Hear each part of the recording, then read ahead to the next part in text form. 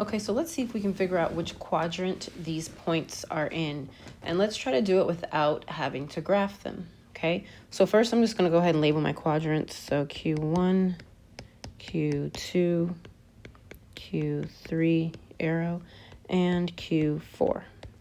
So -2, 4. So this is a negative x and a positive y. So that is in quadrant 2. And I know 2, it's here. So quadrant 2. 3, 1. So x is positive, y is positive. That's quadrant 1. That is here in quadrant 1. And then 0, 4. Trick question. When you've got the zeros, it's actually going to be on one of the axes. So 0, 4 means I don't move for x, and then I go up.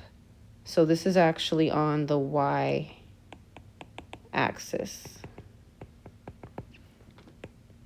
So it's not in a quadrant. It's on one of those lines there. So that's how you answer these types of questions.